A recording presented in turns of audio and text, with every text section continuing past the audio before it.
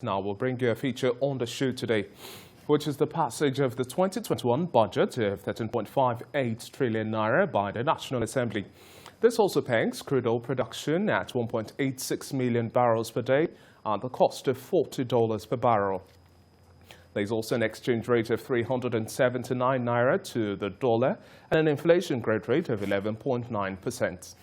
The passage of the 2021 budget follows the presentation of the Harmonized Appropriation Committee report of the two chambers by the chairman of the House Committee on Appropriation. In the document passed at the Committee of Supply, the House retained federal government revenue at 7.9 trillion naira.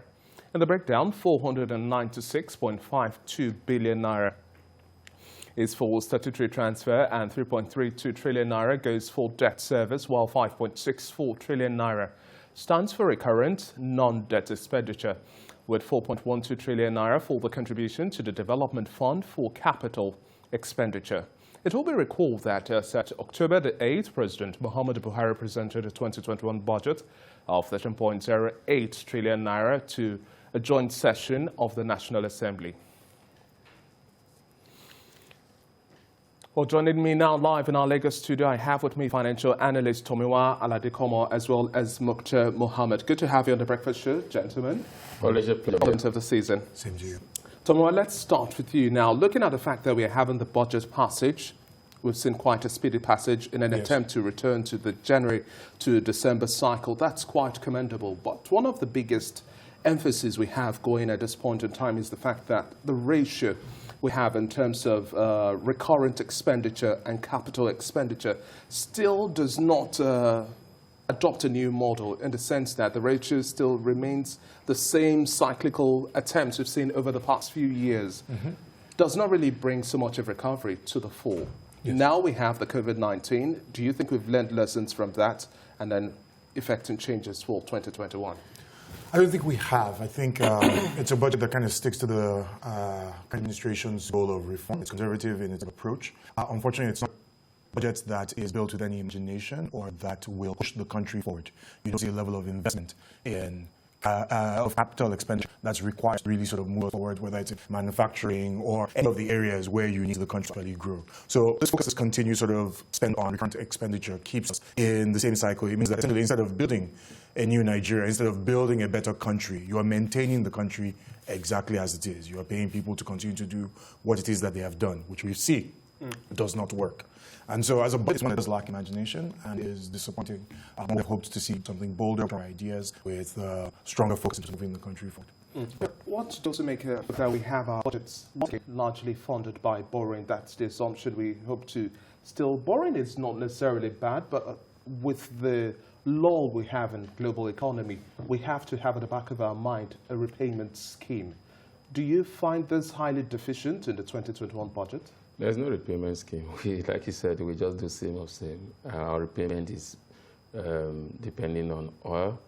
If we make so much money in oil, we pay. The budget is already running on their own deficits. On their own deficit of 4.1 trillion. I mean 5.1 trillion, but it's going to be more than that because the exchange rate already, they are fixing it at 379. Meanwhile, CBN is saying exchange rate officially is 392. And then the parallel market also is already 347, 67. So that is bound to fail. How will you do, then how are you going to pay that? Because definitely that means there's going to be a shortfall in revenue. Then again, then there will be an increase in debt payment again, and we're still planning to borrow. Then secondly, again, the output, they say put it at 186. We are struggling to do 1.6. We're struggling to do 1.6. So when you look at the budget, why the rush? Why are we so small celebrating December to January? I heard the Senate President making it, Nigerians should commend them for making sure that they don't do due diligence. When you see due diligence in a budget, you know. I've just pointed out two issues that they didn't do due diligence to. So if you look at the budget, like you say, the same of same. What is recurrent expenditure? Allowances. Who are getting chunk of the allowances? Political appointees. So what's capital project? The capital project we have now are not new capital project, which I'm happy about because that means it's a continuation of what we have before. Existing infrastructure. So let's finish that before we begin to dive into something new. So for me, I agree with that. For the debt service, we've always complained, and I said it then. The government will come up and tell you that the debt to GDP is fantastic. But that is not how you pay your debt. You pay your debt by debt to revenue. We've had very strong warnings from the World Bank. We've had strong warnings as well from the International Monetary Fund, especially with regards to our debt level. Now, first and foremost, we had reports in previous months, Nigeria looking to borrow from Brazil, we're importing fuel from China, and a whole lot more. We still do not necessarily understand the scheme of borrowing and how we ought to pay back. But now that we are in a recession at this point in time, the Ministry of Finance forecasts that by the first quarter of 2021, we are going to come out of recession. But this forecast was made before the announcement of a stronger wave of the second wave of the COVID-19. So how do you think this would also You see, that's why I say that forecast? when the Senate President said they've done due diligence, I don't think they've done that. Because they increased that budget again by 505 billion. Based on what? Based on that the price of crude as compared to what the executive have given to them has gone up. The executive marked $40 per barrel. They are saying that it has gone up to about $50 per barrel. They are not taking confidence the second wave that would definitely be a slowdown in terms of that. So when you look at that via whatever we are trying to do, we are not looking at current events to grow our economy. What we are doing same, thinking that our economy will grow like that. Our economy will not grow like that. We need to come to the relation. Look at the countries that we are talking about borrowing from. Brazil.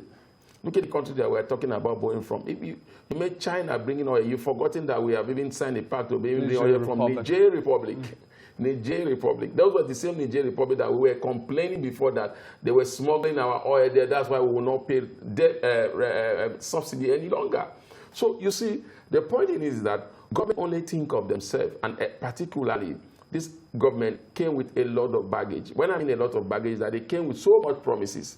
So I'm not surprised with the rate that they are borrowing to meet up with their bogus promises. Because at that time we were saying it that if you look at the economy, the fragility of our economy, you don't come up with. Then I said the president said he's going to take 100 million Nigeria out of poverty, and just now the World Bank report came and said that 22 million Nigeria will be added to the poverty line by the first quarter of next year. What are we doing separately? Why is the Minister for Finance so said that will be out of recession? We're not going to do anything separately. We're not going to do anything differently.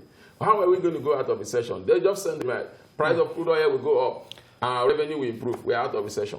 Tomiwa, let me bring you in now. Going by the fragility of the economy and then looking at the current wave of COVID-19, the second hit, at this point in time, we are seeing stronger lockdown measures being adopted. Restrictions are coming into bear, and this would definitely affect the demand for oil. At this point in time, as of this morning, oil is trading well over $50, about 60 cents per barrel. Now, our peg is at $40 per barrel for the 2021 budget assumption. But this wouldn't be the first time that we're adopting a semi-conservative approach, but we've seen oil prices drop at the height of COVID to less than $10. Yeah.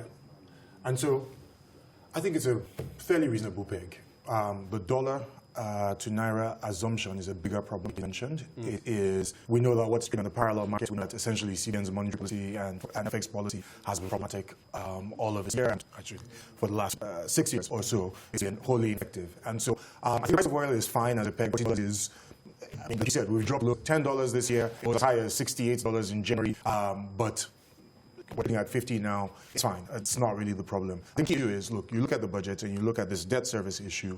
You look at where it is that we actually are spending money. Something I think we touched on is you look at that recurrent expenditure, and we're still spending money on the National Assembly. We're still spending money on sort of paying salaries. No really substantive reforms in terms of reducing the cost of governance have happened. And I think the key problem with this administration and this budget is it's business as usual.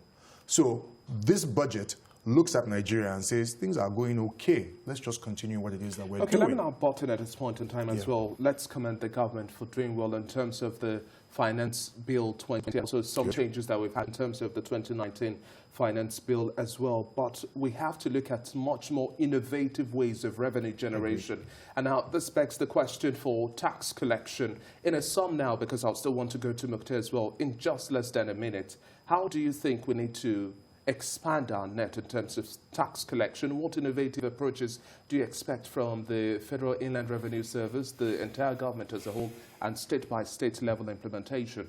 I'm going to jump in and just say something.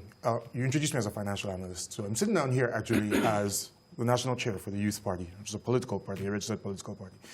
Earlier this year, we put out a bold revenue plan, actually a paper, you can find it on our website, talks about ways for Nigeria to improve its revenue collection. Now, taxes are important, and you want to improve your tax collection. On the other hand, you have a country where most businesses are struggling and having quite a tough time of it, from COVID to just an economy that's been in recession and decline over the last few years. And so you want innovative tax collection, but you don't want to squeeze people who are already struggling.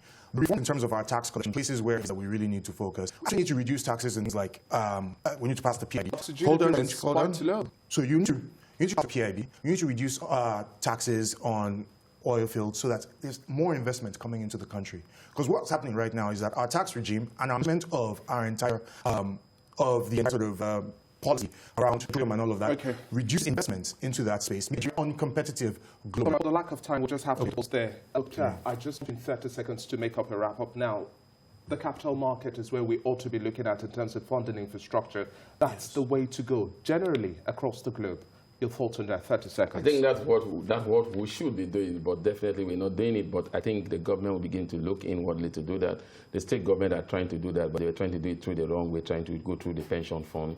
But I think they should come to the capital market. That's the place to be. And again, if they get the exchange rate volatility right, then the capital market will be the toast of foreign investors. And by the time foreign investors begin to come in, then we'll begin to see a reduction in terms of the bracket between the parallel market and the official market. That will be good for us going forward.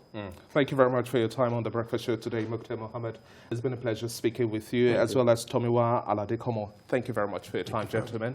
And hopefully, we hope government takes cues from all of these issues we've raised so far. It's still a budget assumption, and then we hope that we do have things tilt us just out of the rail.